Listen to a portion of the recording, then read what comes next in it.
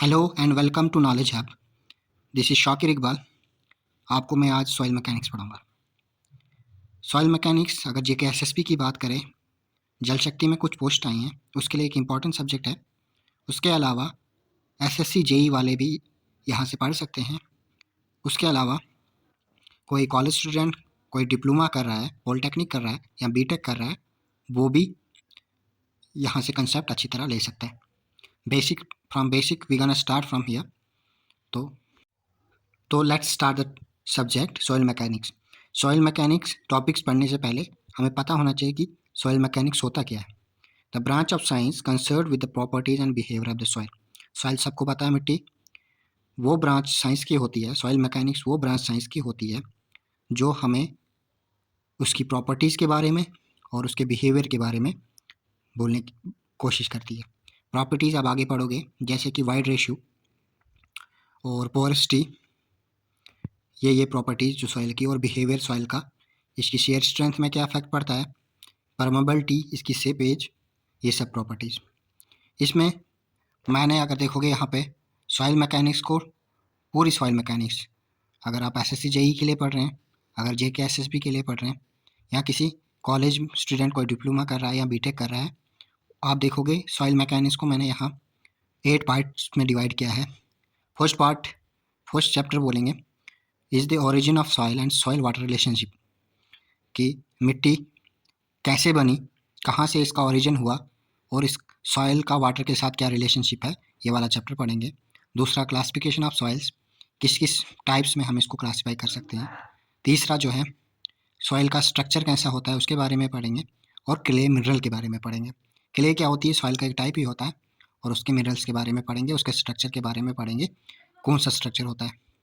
Fourth part में हम उसके कंपैक्शन के बारे में पढ़ेंगे, और फिफ्थ चैप्टर में हम उसका अफेक्टिव स्ट्रेस, कैपिलैरिटी और परमेबिलिटी के बारे में पढ़ेंगे। Six chapter is about seepage and permeability. सातवां चैप्टर कंप्रेसिबिलिटी एंड कंसोलिडेशन। और एट्थ चैप्टर और लास्ट चैप्टर जो हमारा होगा शेयर स्ट्रेंथ। इसमें दूसरे भी और भी चैप्टर हैं, they are the part of the foundation engineering. जब हम वो स्टार्ट करेंगे हम वहाँ पे उसको पढ़ेंगे। So let's start the chapter. पहला चैप्टर जो है वो ओरिजिन ऑफ सॉइल और सॉइल वाटर रिलेशनशिप के बारे में है, कि मिट्टी का ओरिजिन हुआ कैसे, कहाँ से बनी मिट्टी, कैसे बनी, और सॉइल को जब हम पानी मिलाते हैं तो उसका उसके साथ रिलेशनशिप कैसा होता है, उसकी कौन कौन सी प्रॉपर्टी में चेंज आता है, उसके कौन कौन से बिहेवियर में चेंज आता है। क्योंकि हमने सॉइल मैकेनिक्स को देखा था, उसकी डेफिनेशन देखी थी कि सॉइल मैकेनिक्स वो सब्जेक्ट है जो डील्स करता है किसमें, बिहेवियर और प्रॉपर्टी सॉइल की। जो वाटर जब इसमें ऐड करेंगे उसका रिलेशन उसके साथ कैसा होगा, उसके बारे में हम पढ़ेंगे। Sorry for the hand writings, उतना अच्छा है नहीं, बट नोट्स बहुत अच्छे हैं, आप देखोगे तो point two point and according two chapters notes बने हुए हैं। सो बी फोकस्ड। सबसे पहले एक रॉक था हमारे पास, उस रॉक की डिसइंटीग्रेशन होगी, वो टूट गया, तो हमने देखा वहाँ हमारी एक इनऑर्गेनिक सॉइल बनी और ऑर्गेनिक सॉइल बनी। रॉक कैसे टूटा, ये टूटा due to weathering.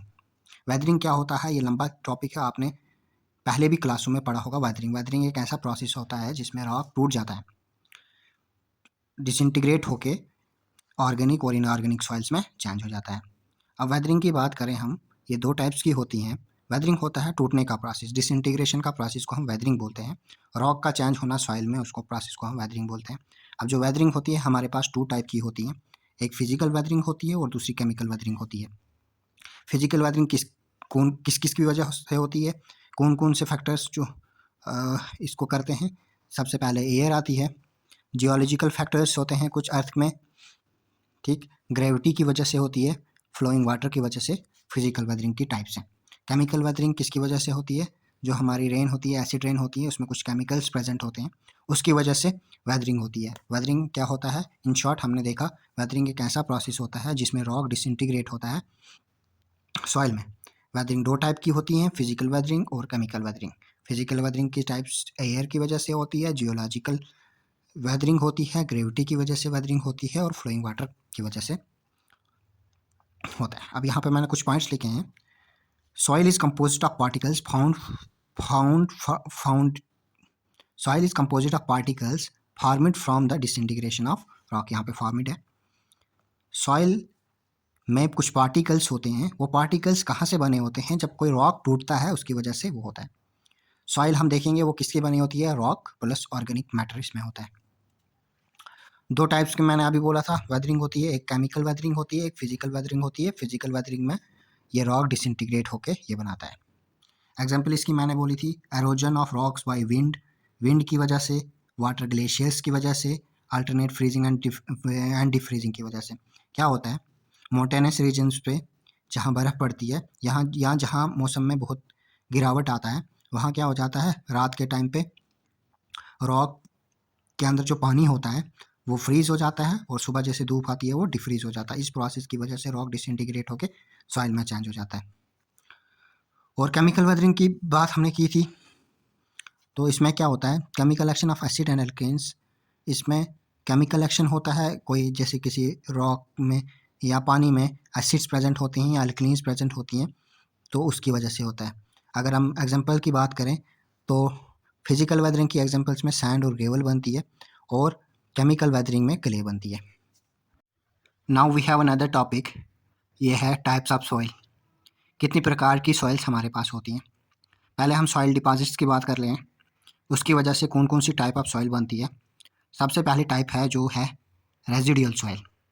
Residual soil वो सॉइल होती है जो उसी लोकेशन पे लोकेट होती है, कहने का मतलब जहाँ पे वो सॉइल बनी वो वहीं पे होती है। दूसरी है ट्रांसपोर्टेड सॉइल, ये वो सॉइल होती है जो पेरेंट लोकेशन से न्यू लोकेशन पे आती है, बनी कहीं और, उसको जहाँ पे बनती है उसको पेरेंट लोकेशन बोलते हैं, और अब ये नई लोकेशन पे हमें मिलेगी।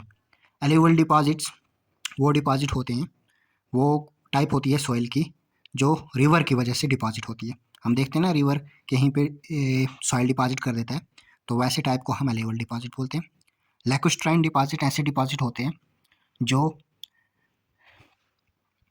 लेक्स की वजह से, लेक की स्टिल वाटर की वजह से बनते हैं। स्टिल वाटर का मतलब यहाँ पे मैराइन डिपॉजिट ऐसे डिपॉजिट होते हैं जो सी वाटर के डिपॉजिट करने से बनती हैं। एलुवियल डिपॉजिट वो डिपॉजिट होती हैं जो विंड्स कैरी करती हैं। इसका एग्जांपल लियोस या लॉसिस, जो भी बोलना चाहो आप इसको बोल सकते हो एलुवियल डिपॉजिट के। ये इंपॉर्टेंट टॉपिक है, इस टॉपिक में एक आधा क्वेश्चन एसएससी जेई या जेके एसएसबी में आप किसी भी एग्जाम में उठा के ले लो, यहाँ पे आ जाता है। तो इनके नाम याद रखने हैं, और यहाँ पे जैसे एलुवियल डिपॉजिट में मैंने लॉसिस का एग्जाम्पल दिया, वो वाले टाइप इसमें है। ग्लेशियल डिपॉजिट वो डिपॉजिट होती हैं सॉइल की जो ग्लेशियर्स डिपॉजिट करता है। इसकी एग्जांपल आप देखोगे ड्रिफ्ट या टिल। कोलेबल डिपॉजिट ऐसे डिपॉजिट होते हैं जो ग्रेविटी की वजह से होता है। ग्रेविटी की वजह से देखोगे आप कहीं लैंडस्लाइड आ गया या कुछ, तो ऐसी जो सॉइल्स बनती हैं उनको हम कोलेबल डिपॉजिट बोलते हैं। ये किसकी वजह से, ग्रेविटी की वजह से होती हैं, और इसकी एग्जांपल हम टैलिस है। दूसरी, ये तो अभी सॉइल की बात की थी हमने, आप क्ले भी बनती हैं। क्ले भी एक पार्ट ही होती हैं सॉइल्स की। इनको अकॉर्डिंग टू हम साइज़ बाद में आगे क्लासीफाई करेंगे। दूसरा चैप्टर हमारा क्लासिफिकेशन पे ही है। क्लासिफिकेशन हम कैसे सॉइल को करते हैं, जैसे सिल्ट किसको बोलते हैं हम, क्ले किसको बोलते हैं, बेंटोनाइल क्ले कौन सी क्ले होती है। बेंटोनाइल क्ले ऐसा होता है, ऐसी क्ले होती हैं इसमें असल में एक मिनरल होता है, मिनरल का नाम है मोंटमोरिलोनाइट। मोंटमोरिलोनाइट एक क्ले मिनरल है। ये इसकी एक प्रॉपर्टी होती है, इसकी स्वेलिंग और श्रिंकेज प्रॉपर्टी होती है। जैसे पानी इसमें ऐड हो जाता है ये स्वेल कर जाता है, और जैसे पानी इसमें रिमूव करता है तो ये श्रिंक कर जाता है। ये बनता कैसे है, ये बनती है क्ले कैसे बनती है, तो ये बनती है वॉल्केनिक ऐश, और इसको हम ड्रिलिंग मड भी बोलते हैं। ये कंस्ट्रक्शन पर्पज़ के लिए भी यूज़ होती है। ब्लैक कॉटन सॉइल, ये भी, इसमें भी एक मोंट मोरिलोनाइट प्रेजेंट होता है। बेंटोलाइट क्ले में इतना अमाउंट में, ज़्यादा अमाउंट में मोंट मोरिलोनाइट प्रेजेंट नहीं होता है, बट ब्लैक कॉटन सॉइल में मोंट मोरिलोनाइट काफ़ी हाई एवरेज में, हाई क्वांटिटी में होता है। तो इसकी बियरिंग कैपेसिटी भी बहुत ज़्यादा होती है। बियरिंग होता है बर्दाश्त करने की कैपेसिटी, जब किसी के ऊपर लोड आता है वो बियर कितना बियर कर सकता है उसको, उसको बोलते हैं हम बियरिंग कैपेसिटी। तो ये बनता है केमिकल वेदरिंग बसाल्ट की वजह से। और भी कुछ टाइप की सॉइल हमारे पास होती हैं, उसमें लोम, लोम बनता है मिक्सचर ऑफ सैंड। सैंड पता होगा आपको, रेत या भालो जिसको हम बोलते हैं। सिल्ट और क्ले, मैंने बोला था सॉइल की क्लासिफिकेशन जब हम करेंगे वहाँ पे हमें अकॉर्डिंग टू साइज डिस्ट्रीब्यूशन इनके अलग अलग नाम दिए होते हैं। सैंड क्या होती है, सिल्ट क्या होती है, क्ले क्या होती है। तो लोम एक टाइप ऑफ सॉइल है, इसको गार्डन सॉइल भी बोला जाता है। ये मिक्सचर है तीन चीज़ों का, एक तो सैंड इसमें होती है, एक सिल्ट होती है, एक क्ले होती है, तीन चीज़ों का मिक्सचर होता है। उसके बाद इंडोरेशन क्ले होती है, ये काफ़ी हार्ड हो जाती है, ऐसी टाइप की क्ले होती है जो बहुत हार्ड हो जाती है हीट और प्रेशर की वजह से। आप ना इन सॉइल्स को एक बार गूगल करके देख लेना, किस टाइप की सॉइल होती है। नोट्स आपको यहाँ से दिख रहे हैं, या मैं पीडीएफ भी प्रोवाइड कर दूंगा इसकी, तो आप वहाँ से पढ़ लोगे। एक बार गो थ्रू करोगे इनको तो ये चीज़ें याद रह जाती हैं। एग्ज़ाम के टाइम पे इनको याद करना ज़रूरी होता है। ऑर्गेनिक क्ले जब सॉइल मिक्स हो जाती है किसी डिकम्पोजिट वेजिटेशन से, डेड एंड डिके मैटर के साथ, हमारी जो नॉर्मल सॉइल है जब वो किसी डिकम्पोजिट वेजिटेशन या कोई भी डिके या डेड मैटर के साथ मिल जाती है, वो जो सॉइल हमें बनती है उसको हम ऑर्गेनिक क्लेज बोलते हैं। उसके बाद हमारे पास मक होता है। मक जो होता है ये इनऑर्गेनिक प्लस ऑर्गेनिक मटेरियल्स का कॉम्बिनेशन होता है। उसके बाद पीट होता है।